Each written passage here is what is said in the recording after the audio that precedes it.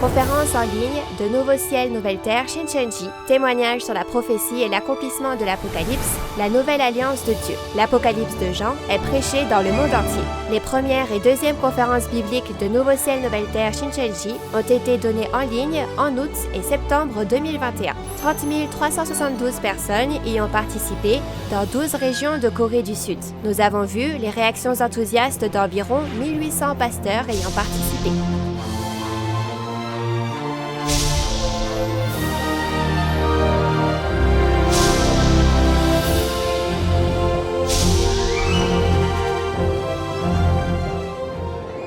Et enfin, la parole de l'Apocalypse de Jean est ouverte pour la première fois en 2000 ans. Le président et les 12 chefs de tribu de Nouveau Ciel, Nouvelle Terre, Shincheonji vous dévoilent le secret du royaume des cieux de la Nouvelle Alliance, l'Apocalypse de Jean. Tous les lundis et jeudis, du 18 octobre au 27 décembre, les conférences en ligne de Nouveau Ciel, Nouvelle Terre, Shincheonji sont diffusées en direct dans le monde entier. Nous vous invitons à suivre le témoignage sur la prophétie et l'accomplissement de l'Apocalypse, la nouvelle alliance de Dieu. C'est un plaisir de rencontrer la famille de Dieu du monde entier qui assiste à la conférence en ligne de Nouveau Ciel, Nouvelle Terre, Shincheonji, témoignage sur la prophétie et l'accomplissement de l'Apocalypse, la nouvelle alliance de Dieu. Je vous souhaite la bienvenue.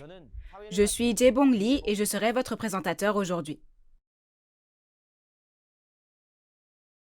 La conférence en ligne de Nouveau Ciel, Nouvelle Terre, Shincheonji, qui a été traduite dans différentes langues et diffusée simultanément dans le monde entier pendant environ 2 mois, depuis octobre dernier, reçoit beaucoup d'attention de la part des pasteurs, des séminaristes et des croyants du monde entier.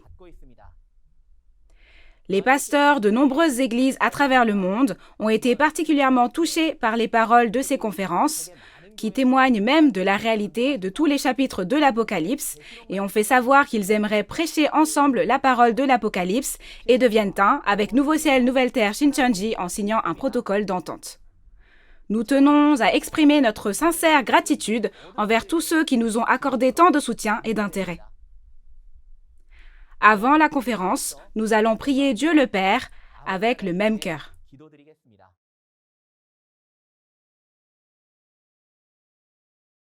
Dieu notre Père, très saint, envers qui nous sommes reconnaissants. Nous rendons grâce et gloire à Dieu pour nous avoir permis d'organiser dans le monde entier la conférence en ligne de Nouveau Ciel, Nouvelle Terre, Shincheonji, témoignage sur la prophétie et l'accomplissement de l'Apocalypse, la nouvelle alliance de Dieu. Toutes les personnes ici présentes croient en Dieu le Père et en Jésus, et croient en l'espoir que vous avez dit que vous nous donnerez. Nous sommes ici parce que le royaume du Père nous manque et que nous voulons ardemment comprendre les paroles de l'Apocalypse. Ainsi, Père, s'il vous plaît, mettez dans votre cœur les pasteurs, les séminaristes et tous les fidèles qui participent et souvenez-vous d'eux.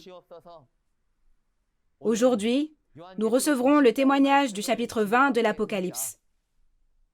Lorsque le chef de tribu, qui a été instruit directement par le président, le pasteur promis, témoignera clairement des secrets du royaume des cieux dans Apocalypse 20, s'il vous plaît, que l'esprit de tous ceux qui sont présents réalise le vrai sens et la réalité des prophéties, œuvrez pour que ce soit un temps de grâce et un moment touchant pour rendre grâce et gloire à Dieu le Père. Nous croyons que ce sera un temps béni, rempli de la parole et du Saint-Esprit. Dieu notre Père, soyez avec nous et soyez glorifiés. Nous avons cru et prié toutes ces paroles au nom de Jésus qui a expié nos péchés.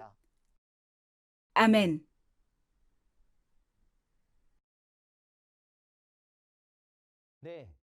Nous tenons à vous informer que cette conférence en ligne se déroule dans le strict respect des règles de prévention sanitaire et de distanciation sociale. À la suite du chapitre 19 d'Apocalypse que nous avons étudié la dernière fois, nous allons aujourd'hui apprendre les paroles d'Apocalypse 20. Le chapitre 20, intitulé « La première résurrection des esprits martyrs et des vivants », raconte comment Satan, qui contrôle le monde depuis 6000 ans, est attrapé et parle de la résurrection et du jugement. Quel est le vrai sens de la résurrection? Avec quoi et comment juge-t-on? Aujourd'hui, nous allons répondre aux questions que vous vous êtes toujours posées de façon concise et claire. Nous allons donc accueillir Yang No Lee, le chef de la tribu de Jacques de Busan, qui va prêcher la parole.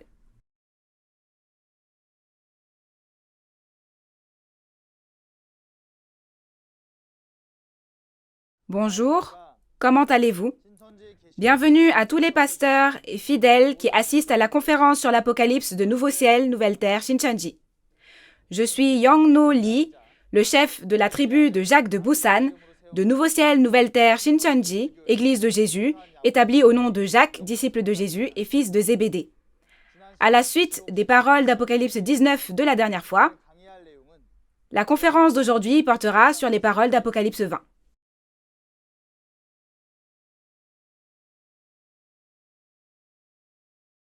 La conférence d'aujourd'hui s'intitule « La première résurrection des esprits martyrs et des vivants ». La résurrection est l'un des espoirs des croyants, n'est-ce pas? Donc, si vous êtes croyant, n'est-ce pas quelque chose que vous devez savoir? J'espère que tous les pasteurs qui suivent cette conférence aujourd'hui écouteront et réaliseront d'abord ces paroles, puis les enseigneront bien aux nombreux fidèles qui les suivent. Le titre d'aujourd'hui est « La première résurrection des esprits martyrs et des vivants ». Je vais vous témoigner clairement aujourd'hui de quand est-ce que cette première résurrection aura lieu, qui y participera, et de ce qui est promis qu'il arrivera 1000 ans après dans cette Bible. Avant d'entrer dans le vif du sujet, faisons une synthèse d'Apocalypse 20. Le lieu des événements d'Apocalypse 20 est la maison du festin de noces de l'agneau dans Apocalypse 19, le temple du tabernacle du témoignage. Et la période d'accomplissement d'Apocalypse 20 se situe après avoir appelé les invités en esprit et en chair au festin de noces d'Apocalypse 19. Apocalypse 20 a lieu après le festin de noces de l'esprit et de la chair dans Apocalypse 19, et les esprits de ceux qui ont été décapités et ceux qui n'ont pas adoré la bête ni son idole et n'ont pas reçu la marque sur leur front ou sur leurs mains, vivent et règnent pendant 1000 ans. Et comme cela aura lieu dans 1000 ans, il y aura le jugement dernier après 1000 ans, et chacun reçoit soit la vie éternelle, soit le jugement éternel. Regardons ensuite la composition d'Apocalypse 20. Apocalypse 20 est constitué des événements qui auront lieu pendant 1000 ans et des événements qui auront lieu après les 1000 ans. Tout d'abord, que se passera-t-il pendant les 1000 ans? On parle d'abord du dragon emprisonné dans l'abîme, puis de la première résurrection, lorsque l'esprit et la chair ne font plus qu'un. Et les événements qui auront lieu 1000 ans plus tard sont le jugement des esprits, où les morts sont jugés selon les œuvres, d'après ce qui est écrit dans les livres, et le jugement dernier, où l'on reçoit soit la vie éternelle, soit le châtiment éternel. Ainsi, en allant jusqu'au jugement 1000 ans plus tard, le chapitre 20 de l'Apocalypse est le chapitre où il y a le dernier contenu dans lequel les événements de l'Apocalypse prennent complètement fin. Maintenant, entrons dans le vif du sujet et les versets 1 à 3 parleront du dragon enfermé dans l'abîme. Lisons d'abord le verset 1. Puis je vis descendre du ciel un ange qui avait la clé de l'abîme et une grande chaîne dans sa main. Lorsque nous regardons les paroles du verset 1, il est écrit « Puis je vis ». Cela veut dire qu'il y a une entité appelée « je » qui voit un ange descendre du ciel avec la clé de l'abîme et une grande chaîne, n'est-ce pas? Qui est ce « je » ?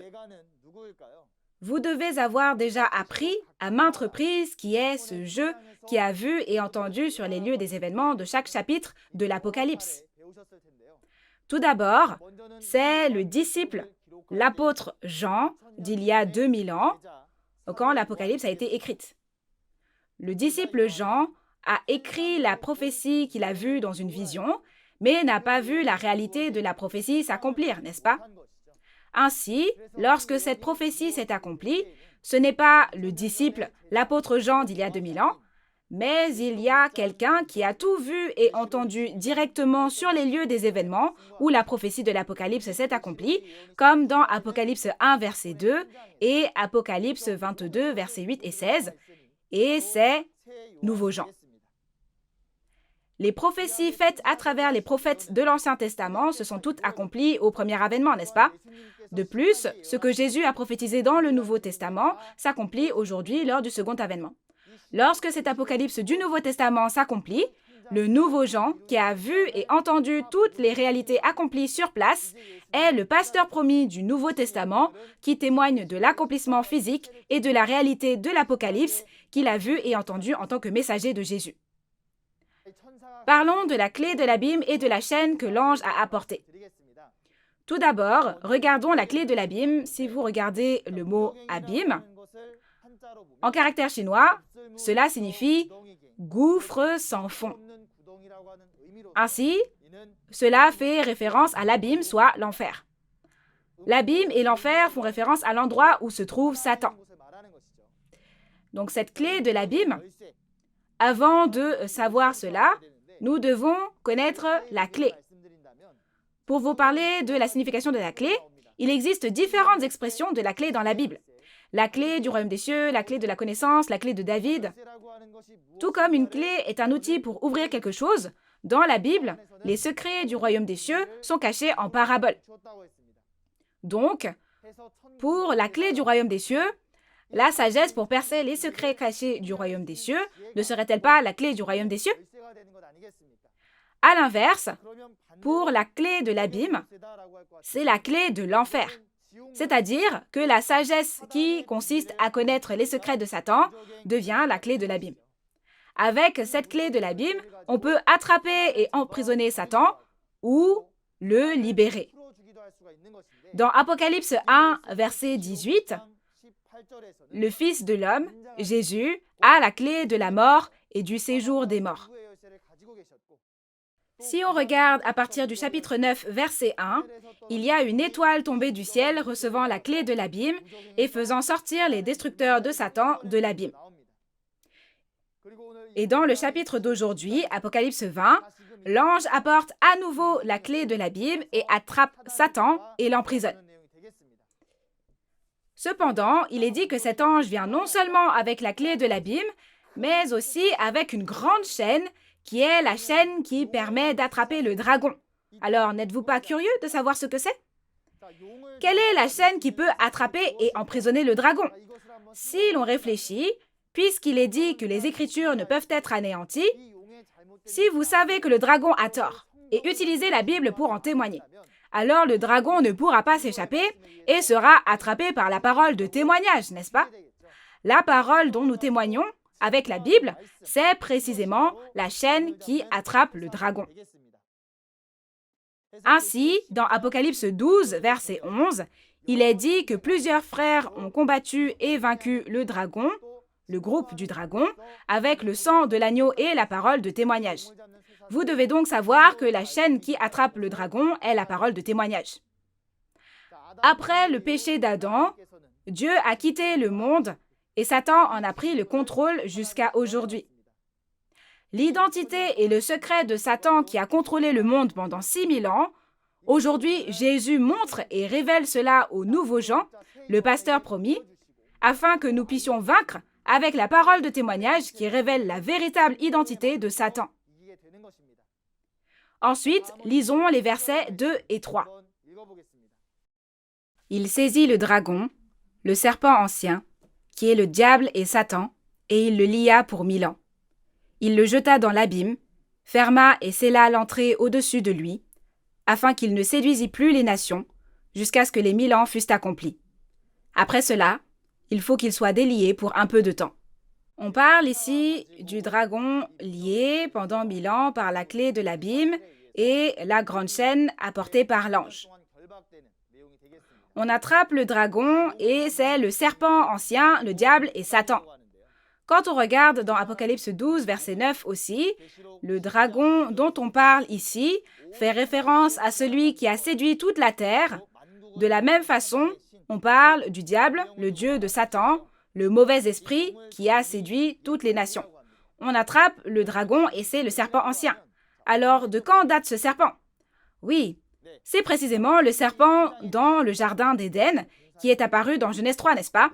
Et puisque cette entité est dit être Satan le diable, la vraie nature de ce dragon est qu'il est Satan le diable. Satan le diable est également appelé l'ange qui a péché dans 2 Pierre 2, verset 4. C'était à l'origine une créature créée par Dieu. Mais à cause de l'orgueil, l'entité qui voulait devenir Dieu est devenue Satan le diable. En regardant ce contenu, il est dit que ce Satan le diable a travaillé depuis le temps d'Adam dans la Genèse jusqu'au temps de l'Apocalypse, n'est-ce pas? Il est dit que pour œuvrer, Satan le diable est entré dans le serpent dans la Genèse et dans les pasteurs juifs au premier avènement. Ainsi, dans Matthieu 23, verset 33, Jésus a qualifié les scribes et les pharisiens de serpents et de vipères, n'est-ce pas? Et quand le temps de l'Apocalypse vient, Satan le diable entre dans le groupe du dragon, la bête à 7 têtes et 10 cornes, soit les destructeurs. C'est donc lui qui a entravé l'œuvre de Dieu à chaque époque. De cette façon, Satan, qui a trompé toutes les nations pendant 6000 ans, est finalement attrapé dans l'Apocalypse. C'est aussi dans Luc 8, quand on voit que le démon au premier avènement est apparu devant Jésus et lui a demandé de ne pas le faire entrer dans l'abîme.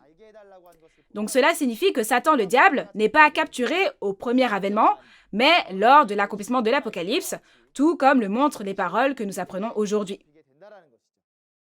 Et dans la référence principale, il est dit que Satan le diable sera lié pendant 1000 ans, jeté dans l'abîme, enfermé, et que l'entrée sera scellée au-dessus de lui. Le sens de sceller est que c'est cacheté avec un sceau afin que personne ne puisse l'ouvrir, n'est-ce pas? De la même manière, le sens de jeter le dragon dans l'abîme, de l'enfermer et de sceller, revient à bloquer le dragon pour faire en sorte qu'il ne puisse plus sortir. Ainsi, le dragon, lié et scellé dans l'abîme, ne peut plus tromper les nations, mais il est dit qu'ensuite il sera libéré pour un peu de temps. Alors, après que 1000 ans se sont écoulés, depuis que le dragon a été emprisonné dans l'abîme, il ressortira et trompera. Ensuite, ce que le dragon qui est sorti de l'abîme fera après 1000 ans est expliqué un peu plus loin au verset 7. Il y a environ 6000 ans, Dieu a quitté le monde à cause d'Adam qui a trahi. Et depuis lors, le diable règne sur le monde et le contrôle. Mais ce que nous devons savoir, c'est qu'aujourd'hui, au temps de l'accomplissement de l'Apocalypse, le vainqueur promis dans l'Apocalypse a combattu et vaincu le dragon avec le sang de l'agneau et la parole de témoignage. Et comme le dragon est capturé dans Apocalypse 20, toutes les guerres avec le dragon sont maintenant terminées. Et comme le dit Apocalypse 19, verset 6, c'est le début de l'ère du royaume des cieux de Dieu, où Dieu qui est la vie règne, et non le diable. Si nous réorganisons le contenu des versets 1 à 3, on parle de capturer le dragon, Satan, qui a trompé les nations, et de le jeter dans l'abîme, de l'y enfermer et d'en sceller l'entrée pendant 1000 ans, afin qu'il ne puisse plus en sortir. Ensuite, des versets 4 à 6 figurent le contenu de la première résurrection, au cours de laquelle l'esprit et la chair ne font qu'un. Lisons les versets 4 à 6 ensemble. « Et je vis des trônes, et à ceux qui s'y assirent fut donné le pouvoir de juger. Et je vis les âmes de ceux qui avaient été décapités à cause du témoignage de Jésus, et à cause de la parole de Dieu, et de ceux qui n'avaient pas adoré la bête ni son image, et qui n'avaient pas reçu la marque sur leur front et sur leurs mains. Ils revinrent à la vie, et ils régnèrent avec Christ pendant 1000 ans. Les autres morts ne revinrent point à la vie jusqu'à ce que les 1000 ans fussent accomplis. C'est la première résurrection. Heureux et saints ceux qui ont part à la première résurrection. La seconde mort n'a point de pouvoir sur eux. Mais ils seront sacrificateurs de Dieu et de Christ, et ils régneront avec lui pendant 1000 ans. Premièrement, au verset 4, il y a ceux qui s'assoient sur des trônes et jugent. Qui sont-ils? Si nous regardons dans Matthieu 19, verset 28, Jésus, qui a reçu le pouvoir de juger de Dieu au premier avènement, a promis aux 12 apôtres: « Quand le Fils de l'homme, au renouvellement de toutes choses, sera assis sur le trône de sa gloire, vous qui m'avez suivi, vous serez de même assis sur 12 trônes et vous jugerez les 12 tribus d'Israël. Les trônes mentionnés ici sont les trônes des 12 tribus de la nouvelle Israël spirituelle, comme on le voit dans Apocalypse 7, qui est créé lorsque le monde est renouvelé, c'est-à-dire lors de l'accomplissement de l'Apocalypse. Et ceux qui sont assis sur ces trônes et jugent sont d'abord les 12 disciples de Jésus, qui sont esprits, et ceux qui sont avec eux, les 12 chefs de tribu de la nouvelle Israël spirituelle, qui est créée sur cette terre. Et ce sont tous ceux qui sont assis dans l'organisation du trône de Dieu, en chair et en esprit, comme on le voit dans Apocalypse 4. Il est dit qu'ils ont reçu l'autorité de juger, et cela vient de Dieu. Et quand ils jugeront avec les paroles écrites dans la Bible, comme dans Jean 12, 48. Ensuite, voici la partie vraiment importante du contenu d'aujourd'hui. Il s'agit précisément de la première résurrection. Qu'est-ce que la première résurrection et qui y prend part? Premièrement, au verset 4, il est dit que ce sont les esprits de ceux qui ont été décapités à cause du témoignage de Jésus et de la parole de Dieu. On dit que ce sont les esprits de ceux qui ont été décapités, ce sont donc les esprits martyrs. Dans Apocalypse 6, verset 9, ils sont appelés esprits de ceux qui avaient été immolés à cause de la parole de Dieu et à cause du témoignage qu'ils avaient rendu. Bien que leur chair soit morte martyre, il y a un temps où ils seront ressuscités. Dans 1 Thessaloniciens 4, versets 14 à 16, Dieu a promis qu'il ramènera par Jésus et avec lui ceux qui sont morts, ceux qui dorment en Jésus, ces esprits martyrs. Ce sont ceux dans Apocalypse 19 que l'on a vu la dernière fois, qui sont exprimés comme étant des oiseaux invités à la maison du festin de noces de l'agneau. Dans la Bible, l'oiseau en parabole fait référence à l'esprit, n'est-ce pas? Alors, parmi ceux qui ont part à la première résurrection, d'abord, il y a les esprits martyrs dans le ciel. Ensuite, il est écrit « Ceux qui n'avaient pas adoré la bête ni son image, son idole, et qui n'avaient pas reçu la marque sur leur front et sur leurs mains, en étant vivants. » Vous devez avoir bien écouté cela lorsque nous avons appris les paroles d'Apocalypse 13. On y parle des destructeurs comme des bêtes, entrant dans le temple du tabernacle de Dieu, établissant des idoles, les leur faisant adorer, leur donnant la marque du 666 et les foulant aux pieds pendant 42 mois. Tout d'abord, si c'est une bête, Psaume 49, verset 20 ou 21 en fonction des versions, dit aussi « L'homme qui est en honneur et qui n'a pas d'intelligence est semblable aux bêtes que l'on égorge. » En un mot, les hommes sont comparés à des bêtes.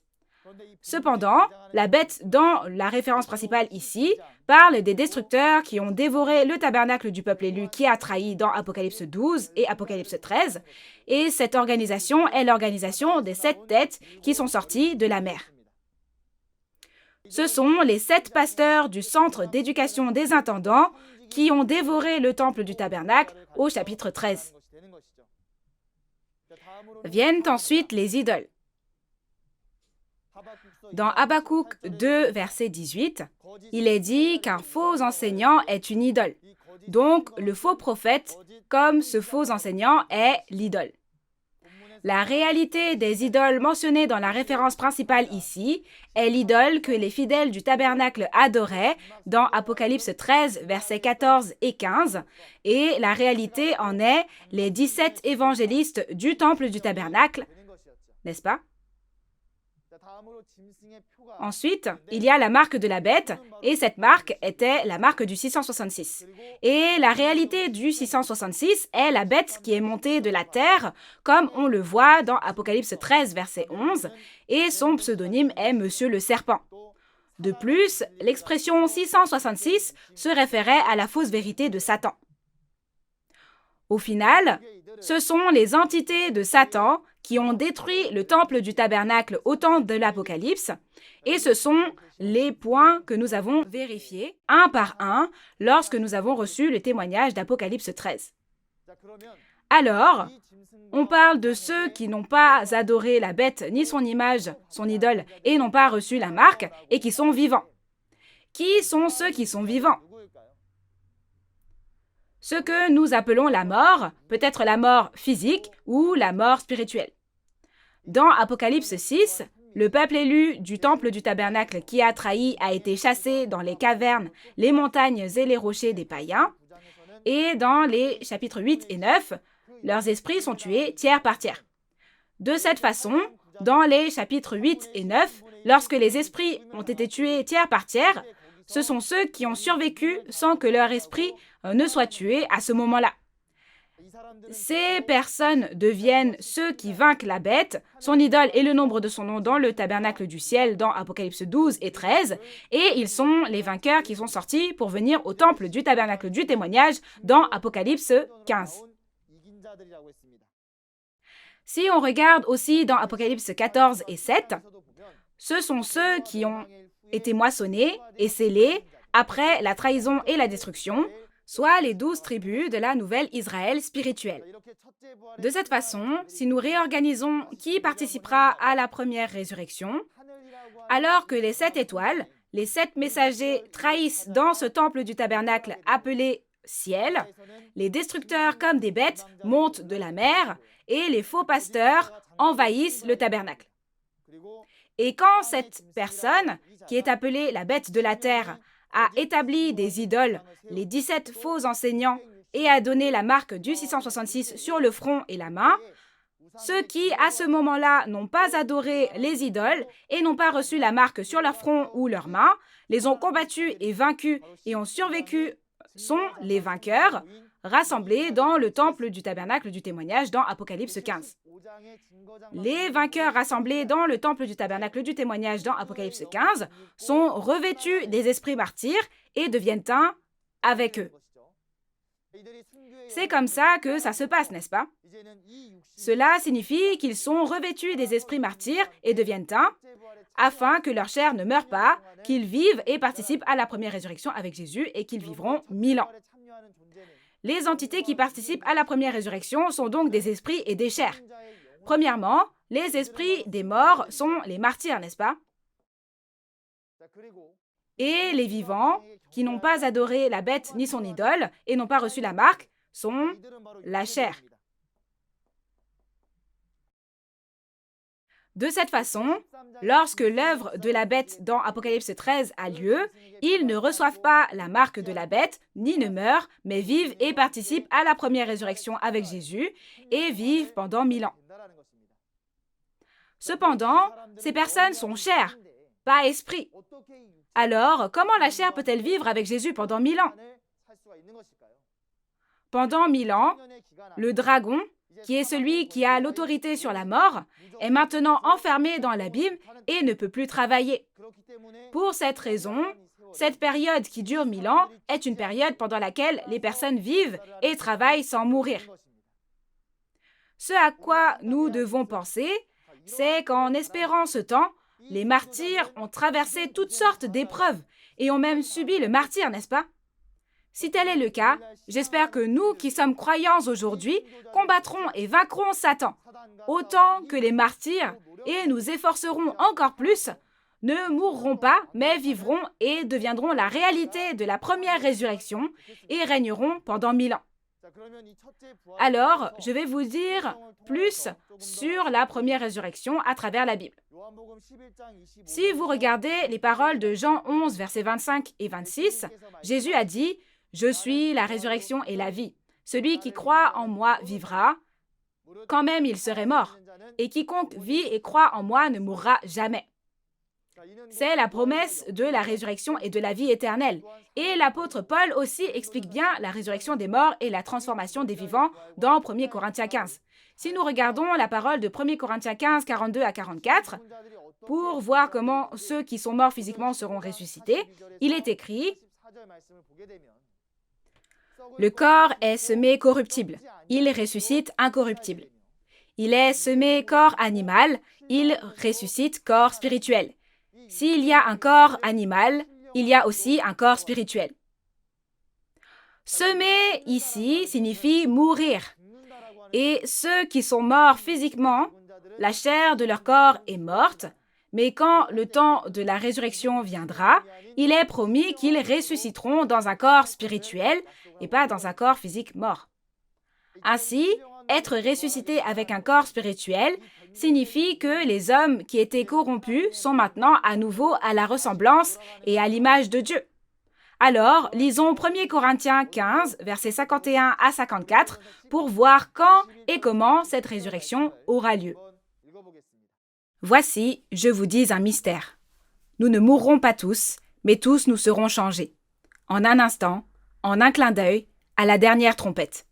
La trompette sonnera, et les morts ressusciteront incorruptibles, et nous serons changés.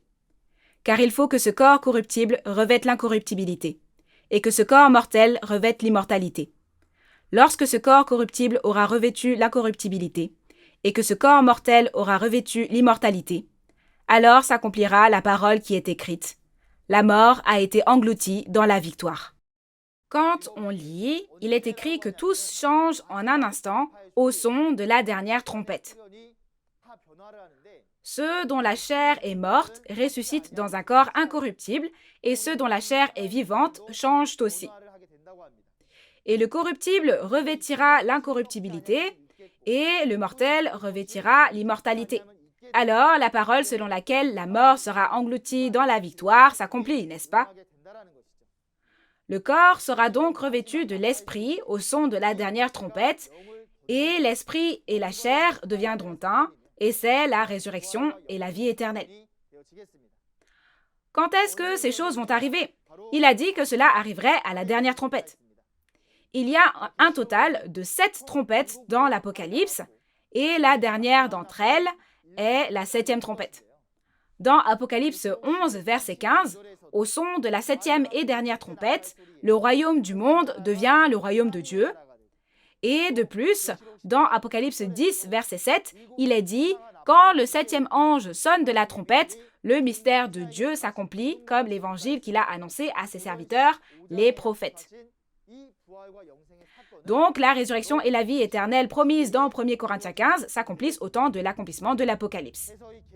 Lorsque l'Apocalypse s'accomplit, les personnes rassemblées à la maison du festin de noces de l'agneau d'Apocalypse 19, c'est-à-dire le temple du tabernacle du témoignage, soit ceux qui vainquent et survivent sans recevoir la marque de la bête, sont revêtus des esprits martyrs.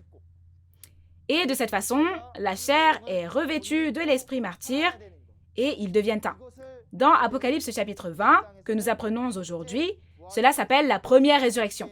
Et à ce moment-là, la mort prendra fin.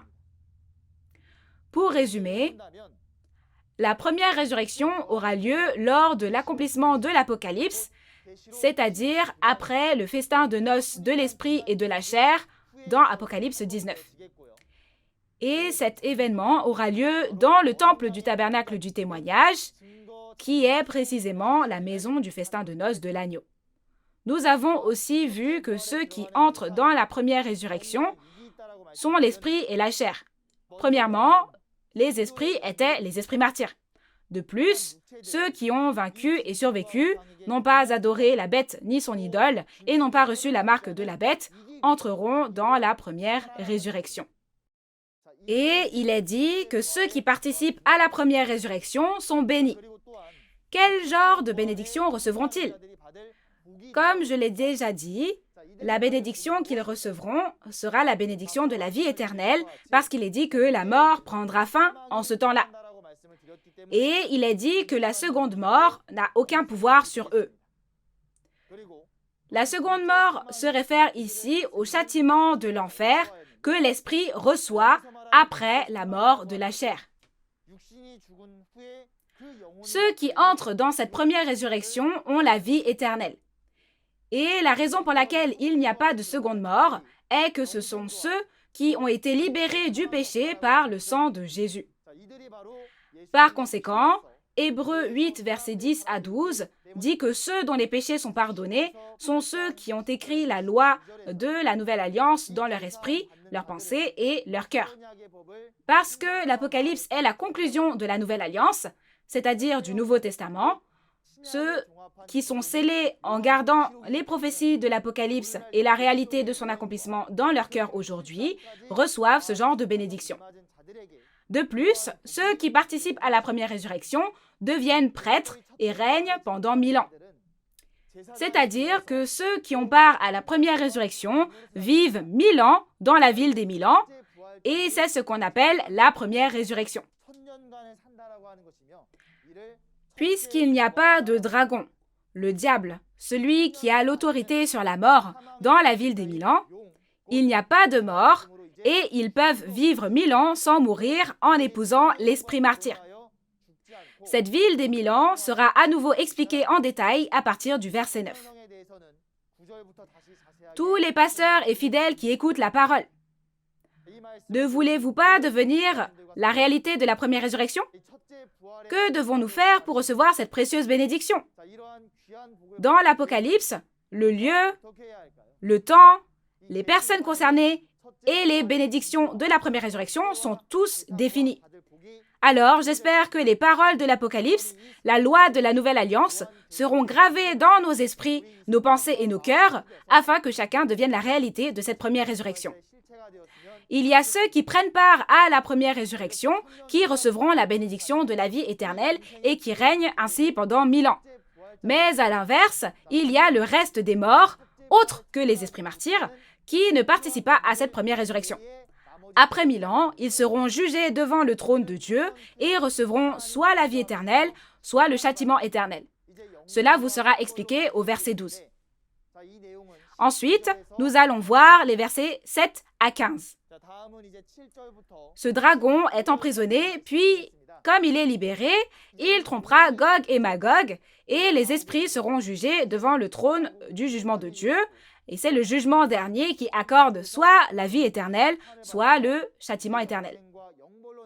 Tout d'abord, lisons seulement les versets 7 à 10. Quand les 1000 ans seront accomplis, Satan sera relâché de sa prison, et il sortira pour séduire les nations qui sont aux quatre coins de la terre, Gog et Magog, afin de les rassembler pour la guerre.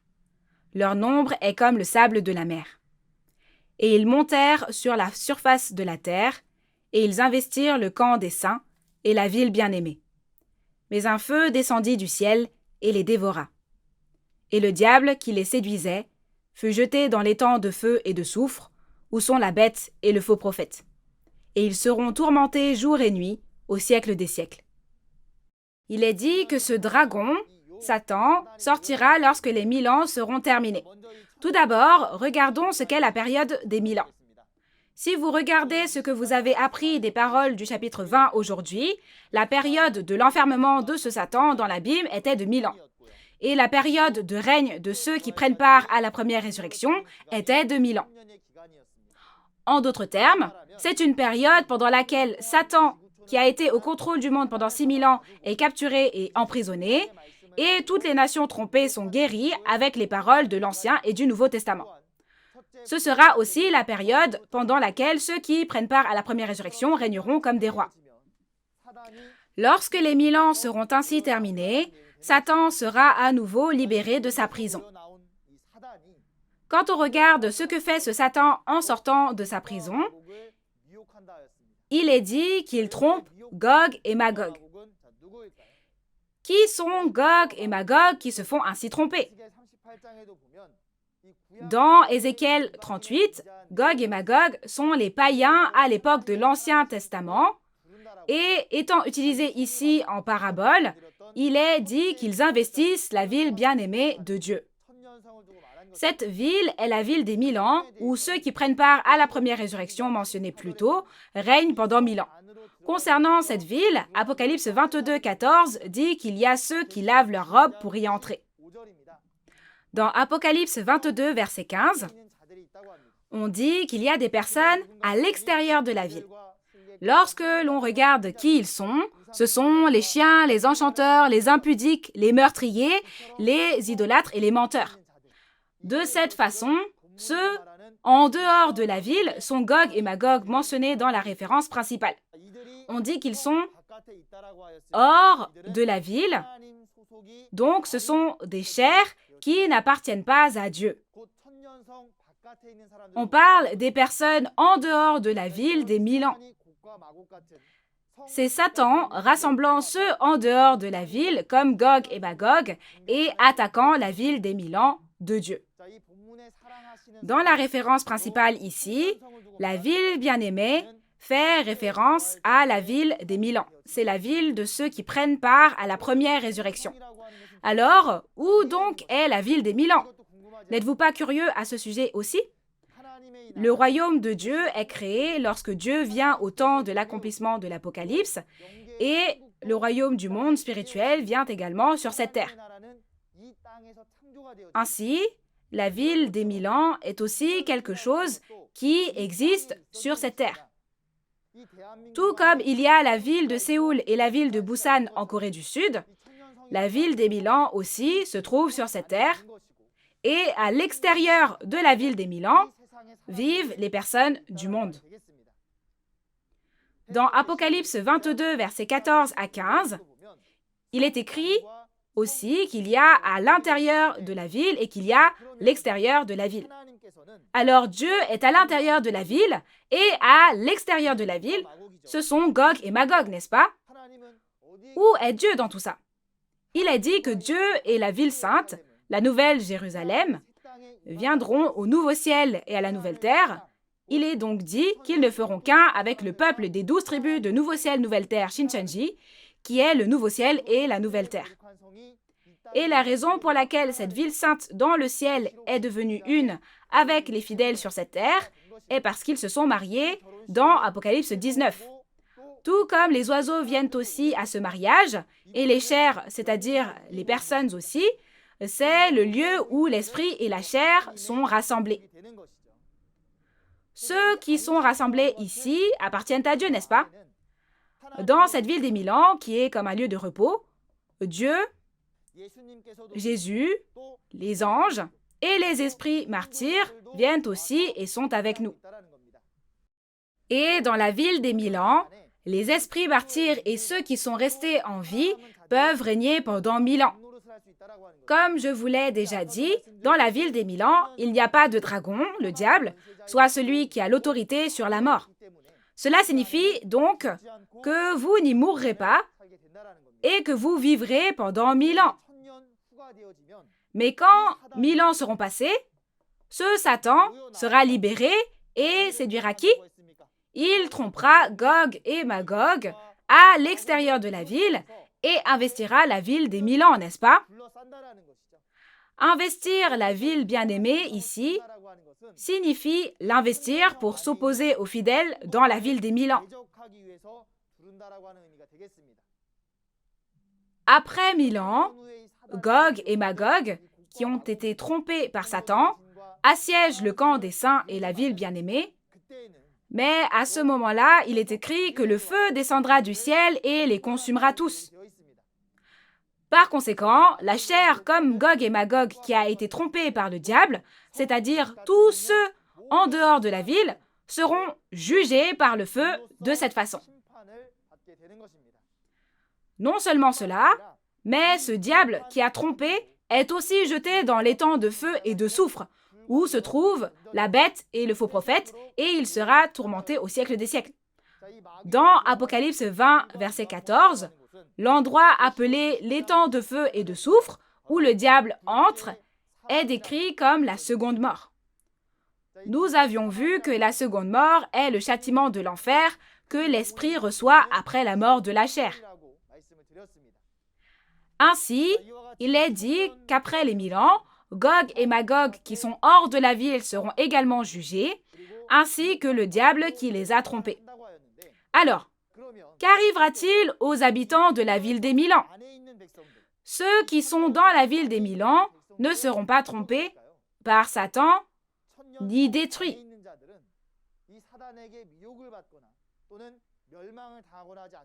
Quelle en est la raison? Ce sont ceux qui réalisent et connaissent toutes les paroles de l'Apocalypse, et parce qu'ils savent quand Satan sera libéré de sa prison, ils ne seront plus trompés ni capturés. De cette façon, Après les 1000 ans, le dragon qui avait été capturé est relâché de sa prison et fait à nouveau les actions du dragon, n'est-ce pas? Il trompe Gog et Magog qui sont à l'extérieur de la ville et va faire la guerre contre les fidèles de la ville des 1000 ans. Cependant, en raison du jugement de Dieu, le feu descendra du ciel et Gog et Magog qui ont été trompés, ainsi que le diable qui les a trompés, tous seront jugés. Ainsi, le diable et Gog et Magog sont sortis après 1000 ans et ont commencé la guerre, mais ils sont jugés par la destruction de leur chair par le feu. Ce qui suit est le contenu des versets 11 à 15. Maintenant, même le diable a été jugé et a disparu, et après que les chairs de Gog et Magog sont toutes jugées, meurent et disparaissent, il y a le jugement des esprits. Nous devons savoir que le jugement dans ce chapitre est différent du jugement de la chair, comme dans Apocalypse 6 et 16 et Apocalypse 18, où le peuple élu qui a trahi et les destructeurs ont été jugés. Lisons les versets 11 à 15. Puis je vis un grand trône blanc et celui qui était assis dessus. La terre et le ciel s'enfuirent devant sa face, et il ne fut plus trouvé de place pour eux. Et je vis les morts, les grands et les petits, qui se tenaient devant le trône. Des livres furent ouverts. Et un autre livre fut ouvert, celui qui est le livre de vie. Et les morts furent jugés selon leurs œuvres, d'après ce qui était écrit dans ces livres. La mer rendit les morts qui étaient en elle, la mort et le séjour des morts rendirent les morts qui étaient en eux. Et chacun fut jugé selon ses œuvres. Et la mort et le séjour des morts furent jetés dans l'étang de feu. C'est la seconde mort, l'étang de feu. Quiconque ne fut pas trouvé écrit dans le livre de vie fut jeté dans l'étang de feu. Au verset 11, le jugement est donné sur un grand trône blanc. D'abord, le fait que le trône soit blanc signifie que le trône est juste et pur. Il y a quelqu'un qui est assis sur le trône blanc pour juger, et c'est Dieu. Ainsi, les morts, les grands et les petits, devant le trône de Dieu, furent jugés selon leurs œuvres, d'après ce qui était écrit dans les livres et dans le livre de vie. Les morts qui sont jugés ici sont les esprits de tous ceux qui sont morts dans la chair depuis la création du monde. Et il est dit qu'il y a des livres qui sont ouverts pour juger ces morts. Comme dans Daniel 7, verset 10, les livres qui sont ouverts lorsque le jugement est rendu, cela signifie que le jugement sera rendu sur la base des 66 livres de la Bible, la loi du royaume des cieux, la parole de Dieu. Et il y a un autre livre appelé le livre de vie.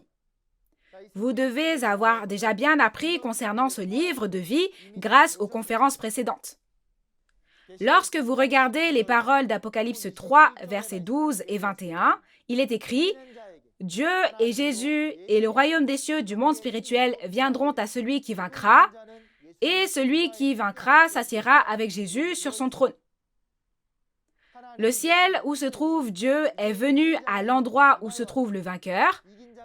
Ainsi, l'endroit où se trouve le vainqueur est le ciel, soit le royaume de Dieu, le royaume des cieux, n'est-ce pas?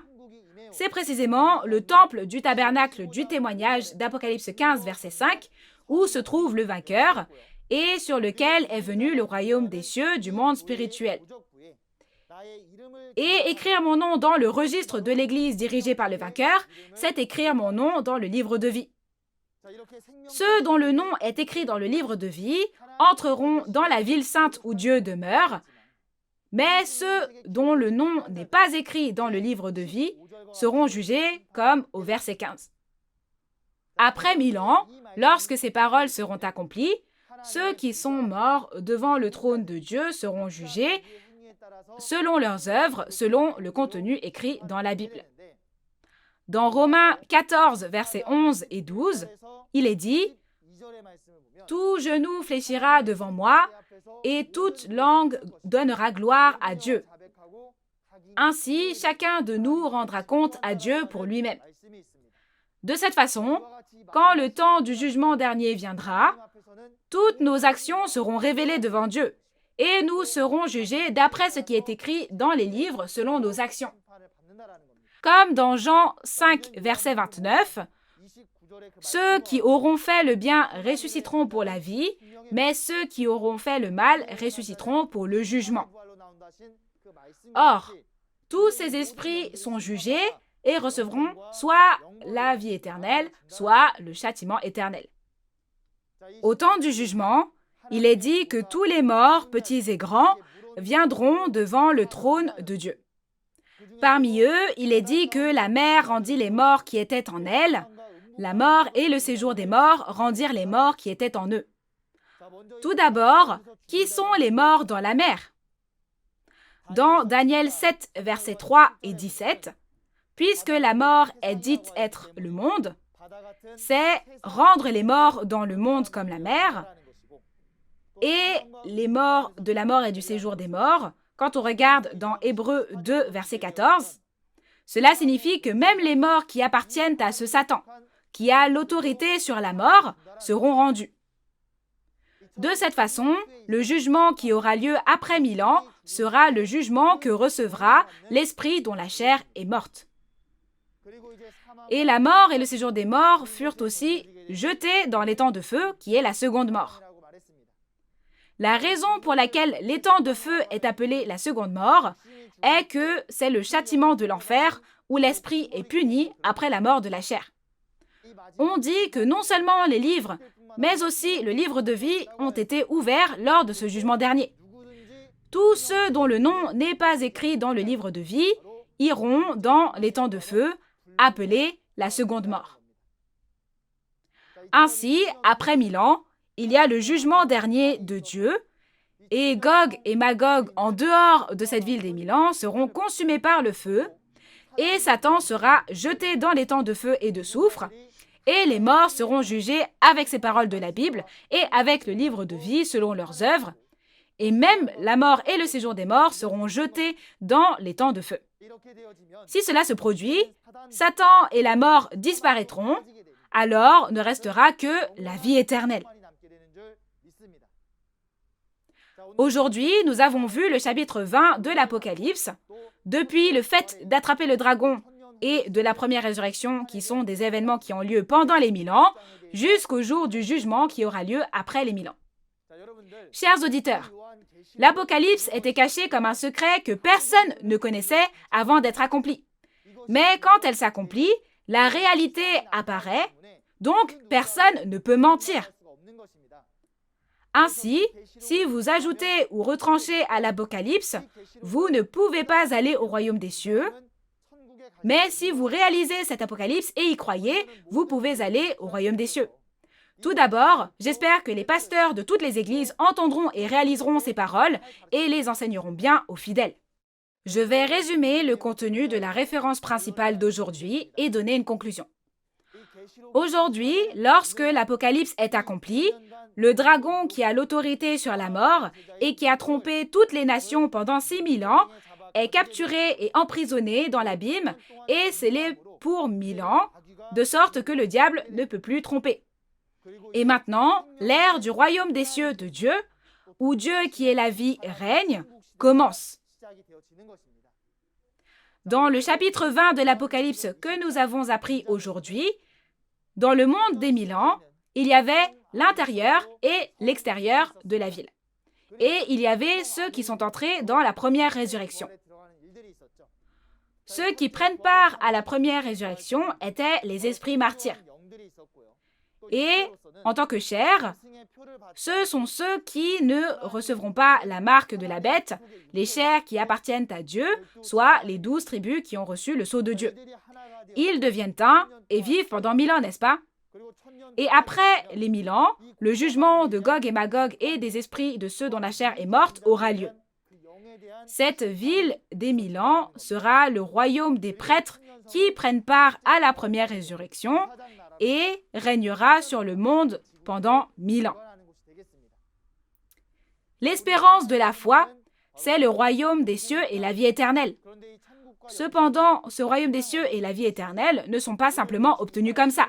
Mais tout comme les paroles que nous avons apprises aujourd'hui, nous croyons que ceux qui réalisent, croient et tiennent cette promesse écrite dans la Bible la gardent et la mettent en pratique, comme ceux qui prennent part à la première résurrection, sont ceux qui obtiendront le royaume des cieux et la vie éternelle. Aujourd'hui, nous avons vu les paroles d'Apocalypse 20. La prophétie de l'Apocalypse, la nouvelle alliance de Dieu et son accomplissement sont témoignés au monde entier aujourd'hui à travers le pasteur promis de Nouveau Ciel, Nouvelle Terre, Shincheonji, qui a vu et entendu tous les chapitres de l'Apocalypse et les 12 chefs de tribu de Nouveau Ciel, Nouvelle Terre, Shincheonji. Jusqu'à présent, de nombreux pasteurs du monde entier ont demandé à signer un protocole d'entente avec Nouveau Ciel, Nouvelle Terre, Shincheonji pour apprendre cette parole plus en détail. Si nous réalisons et croyons aux paroles de cet apocalypse qui se sont accomplies aujourd'hui, nous deviendrons un en Dieu. Tous les pasteurs qui ont assisté aux conférences. Maintenant, j'espère que nous pourrons devenir un en notre Dieu, en Jésus et dans la parole, transcendant les frontières nationales, les ethnies et les religions. La parole d'aujourd'hui est terminée et nous allons clamer avec force encore aujourd'hui. Nous sommes un. We are one. Merci beaucoup d'avoir écouté jusqu'à la fin. Nous allons prier un instant et nous aurons terminé. Dieu notre Père, le Créateur, envers qui nous sommes reconnaissants. Nous vous remercions sincèrement pour votre grand amour et votre grâce. Nous rendons infiniment grâce à Dieu parce que la prophétie de l'Apocalypse que Dieu a promise s'accomplit aujourd'hui sur cette terre et que sa réalité est révélée. Nous sommes également reconnaissants envers le pasteur promis de Nouveau Ciel, Nouvelle Terre, Shincheonji et les 12 chefs de tribu qui témoignent aujourd'hui de cet accomplissement de l'Apocalypse de la Nouvelle Alliance, afin que tous les peuples de la terre puissent l'entendre. De nombreux pasteurs et membres d'églises du monde entier sont venus devant cette parole aujourd'hui encore pour entendre cette parole. Dieu le Père qui a guidé leur cœur et leurs pas, nous vous remercions sincèrement. Dans le passé, lorsque nous ne connaissions pas Dieu ni cette parole, nous ne pouvions pas devenir un avec l'autre et il y avait des querelles et des conflits. Mais il y a un seul Dieu et il n'y a qu'une seule Bible. Dieu le Père, s'il vous plaît, soyez avec nous pour que tous les habitants du monde puissent maintenant réaliser les paroles d'accomplissement de la Nouvelle Alliance qui ont été accomplies aujourd'hui et les garder dans leur cœur afin qu'ils puissent devenir de vrais enfants de Dieu et entrer dans le royaume des cieux et dans la vie éternelle. Dieu notre Père, le monde souffre beaucoup et gémit à cause d'une maladie soudaine. Dans des moments comme ceux-ci, les choses sur lesquelles nous nous appuyons et que nous espérons davantage sont la parole et Dieu. Dieu le Père, guidez-nous afin que notre foi ne soit pas ébranlée, afin que nous puissions persévérer jusqu'au bout et aller de l'avant. Et maintenant, Dieu, donnez-nous la force pour qu'un monde de liberté, de paix et d'amour où Dieu règne et non la mort et la douleur puisse être rapidement établi sur cette terre. Dieu notre Père, s'il vous plaît, soyez avec nous afin que nous puissions tous utiliser cette parole comme un moyen d'entrer dans le royaume des cieux et la vie éternelle en donnant grâce et en touchant le cœur de chacun de ceux qui entendent la parole aujourd'hui. Aujourd'hui encore, nous vous rendons grâce et gloire d'avoir été avec nous et de nous avoir guidés à travers ce temps. Nous croyons sincèrement et prions toutes ces paroles au nom de notre Sauveur Jésus-Christ qui vit et œuvre. Amen. Merci. Quand on regarde quel genre de résultat il y a quand le tabernacle de Dieu descend sur les hommes et les 12 tribus de Nouveau Ciel, Nouvelle Terre, Shincheonji, il est écrit « La mort ne sera plus et il n'y aura plus ni deuil ni douleur, car toutes les douleurs, les premières choses ont disparu, n'est-ce pas ?» L'œuvre de restauration de Dieu où il n'y a plus de mort s'accomplit aujourd'hui, n'est-ce pas?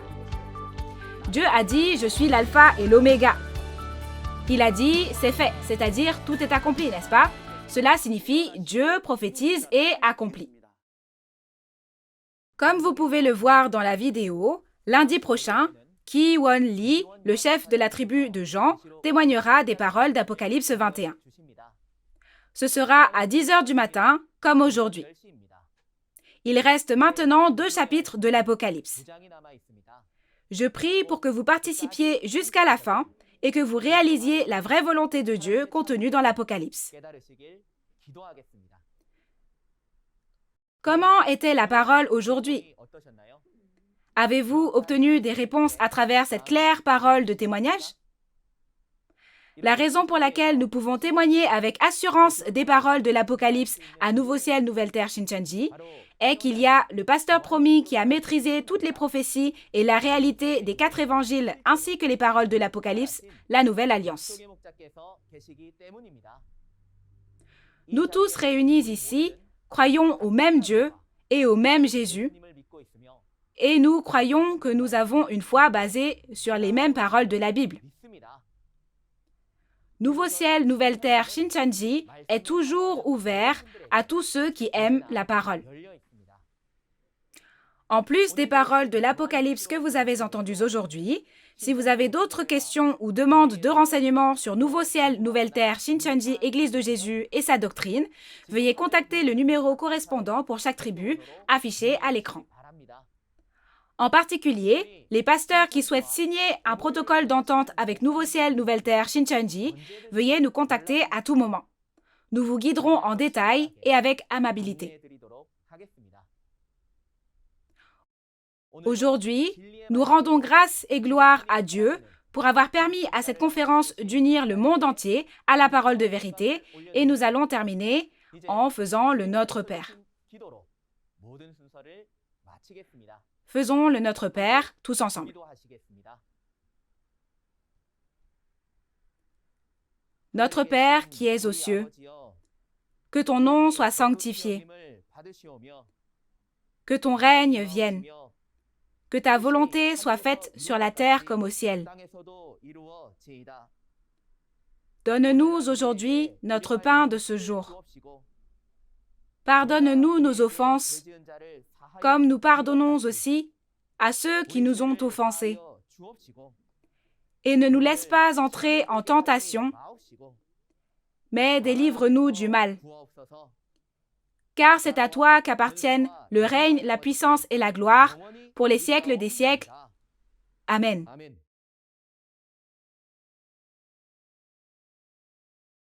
Ceci conclut la conférence en ligne de Nouveau Ciel, Nouvelle Terre, Shincheonji, témoignage sur la prophétie et l'accomplissement de l'Apocalypse, la nouvelle alliance de Dieu. Nous remercions sincèrement tous ceux qui ont rendu cet événement possible en étant avec nous.